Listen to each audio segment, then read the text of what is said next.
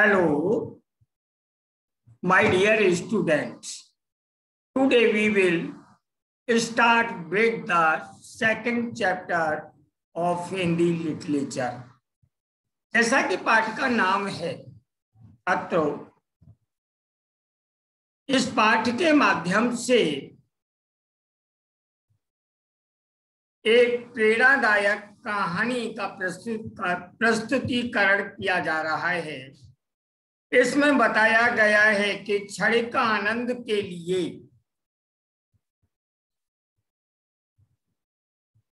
बच्चे बचपन में कैसी नादानी कर जाते हैं, जिसका नुकसान उन्हें जीवन पर्यंत उठाना पड़ता है। लेखक ने स्वयं अपनी वाणी से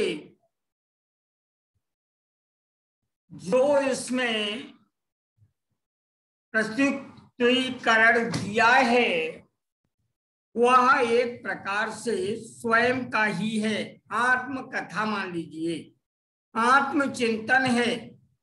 उसने बचपन की उस घटना का जिक्र किया है जिसमें उसने स्वयं कहा है, मैं कूद कर रेलगाड़ी के डिब्बे में चढ़ गया। मेरे मित्र रमण और श्याम भी उसी में चढ़ गए।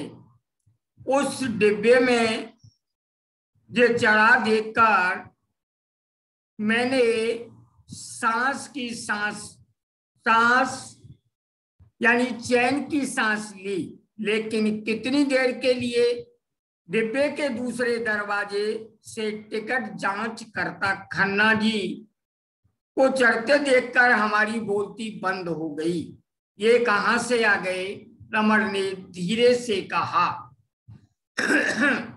श्याम ने खिड़की के बाहर झांकते हुए कहा, यह तो वही बता सकते हैं। मैंने कहा, श्याम, बाहर झांकने से कोई फायदा नहीं। गाड़ी की गति तेज हो गई है। इसमें बचने के लिए अब तो गाड़ी से कूदा भी नहीं जा सकता। श्याम बोला, इन्होंने जरूर हमें चढ़ते हुए देख लिया होगा। अमर ने टिप्पणी की, ऐसा ही लगता है, लेकिन खन्ना जी प्लेटफार्म पर तो कहीं दिखाई नहीं दे रहे थे, फिर अब कहां से आ गए? उत्तर में मैंने कहा, रमण, अब तो लगता है कि सुबह का बचाया हुआ किराया भी जुर्माने के रूप में भरना पड़ेगा। रमण बोला, यह तो बुरा हुआ, लेकिन यह खन्ना जी हमारे पीछे क्यों पड़े हैं? इसी बीच खन्ना जी ने यात्रियों के टिकट जांचना शुरू कर दिए। मैंने सुझाव दिया, देखो अब हमारी तरफ ही आ रहे हैं, क्यों ना हम कुछ उदास से बन करके इनसे सहानुभूति पाने की कोशिश करें। और हम सबने मुंह लटका लिया। इसमें खन्ना जी हमारे पास आ पहुंचे और बोले, अपने अपने टिकट दिखाओ। बच्चों ने बड़ी मरीसी आवाज में कहा, सर माफ करें, लगता है कि गाड़ी में चढ़ते समय टिकट कहीं नीचे गिर गए। श्याम और रमण ने भी झटपट बात आगे बढ़ाई, जी हाँ, मेरा टिकट भी इसी के पास था। खन्ना जी ने जरा जोर देकर पूछा, बच्चों, क्या यह सच बात है कि तुमने टिकट लिए थे और खो दिए? मैंने तीनों की ओर से उत्तर दिया, जी हाँ, यह बिल्कुल सच है। हमें झूठ बोलने की क्या जरूरत पड़ी? और वैसे भी हम कभी झूठ बोलते नहीं हैं। खन्ना जी ने तुरंत कहा, मगर मेरा अनुभव तो ये कहता है कि केवल टिकट जांचने वाले को छोड़कर तुम और लोगों से ही सभी से सच बोलते होंगे। मैंने फिर जोर देकर कहा, जी नहीं सर, हम बिल्कुल सच बोल रहे हैं। हमारे टिकट सचमुच में नीचे गिर चुके हैं। खन्ना जी ने क्रोधित होकर कहा, ऐसी बात है तो फिर मैं आज तुम्हें सबक सिखा दूंगा कि तुम्हारी टिकट फिर कभी नहीं गिरेंगे। यह कहते हुए हमारी तरफ घूर कर देखने लगे। यह हमारे लिए कोई नई बात नहीं थी।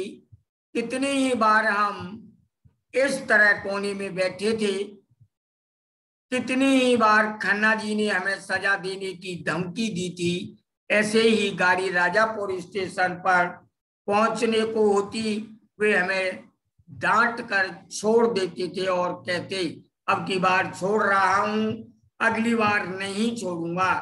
लेकिन आज तो गाड़ी राजापुर स्टेशन के बाहर निकल चुकी थी और खन्ना जी चुपचाप बैठे थे। हमने एक दूसरे की तरफ देखा। जैसे ही हम उठने लगे, खन्ना जी ने घुड़क कर कहा, बैठे रहो, हिलो मत, अब अपने अपने पिता का नाम बताओ। अब तो हमारे जान ही सूखने लगी। हम तीनों ने खन्ना जी की खूब मिन्नतें की, माफी मांगी, क्षमा याचना की, लेकिन उन पर कोई प्रभाव नहीं पड़ा। हमारी दयनीय स्थिति को देखकर कुछ यात्रियों ने भी खन्ना जी से इस बार छोड़ने की सिफारिश की, लेकिन खन्ना जी ने किसी की बात नहीं मानी। लगभग 1.5 मील चलने पर हम एक मकान के पास पहुंचे। डरते डरते खन्ना जी पीछे पीछे उस मकान के भीतर एक कमरे में गए। कमरे में काफी कम रोशनी थी। हमें लगा कि वहां कोने में पड़ी कुर्सी पर एक अजीब सा आदमी बैठा है। राज बेटा, खन्ना जी ने उसे पुकार कर कहा, जरा उठोगे? राज उठने लगा।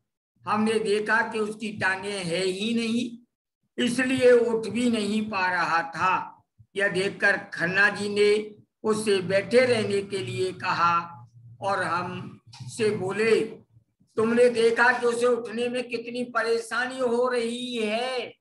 हमने बड़े दुखी मन से कहा, जी हाँ।